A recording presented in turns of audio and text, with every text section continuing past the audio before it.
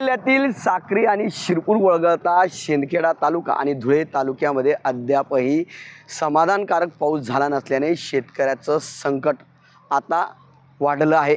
आपण बघू शकतो की धुळे तालुक्यातील ही जी पिकं आहेत ही पिकं आपण जर नीट बघितली तर या ठिकाणी या कोरडवाहू जमिनीमध्ये पिकांची लहान मोठी वाढ झालेली आहे।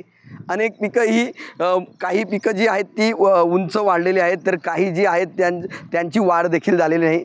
पाऊस नसल्यामुळे ही परिस्थिती आता या ठिकाणी या शेतामध्ये झालेली आहे।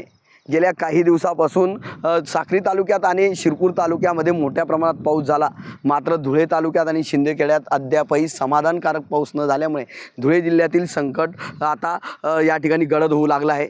शेतकरी धास्तावला आहे। जर येणाऱ्या 8 दिवसामध्ये पाऊस पडला नाही तर या भागातल्या शेतकऱ्यांना दुबार पेरणीचं संकट या ठिकाणी उभं ठाकलं आहे।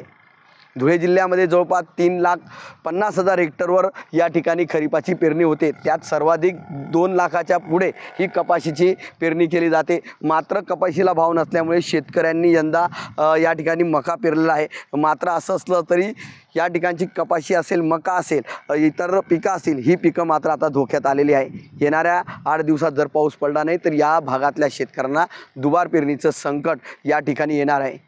त्यामुळे पाऊस पडावा अशी अपेक्षा या ठिकाणी देवाकडे शेतकरी व्यक्त करतोय।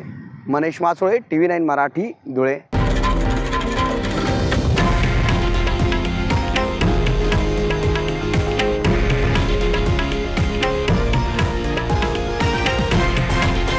हे आहे देशातील नंबर 1 न्यूज नेटवर्क आणि आपण पाहत आहात TV9 मराठी, एकमेव।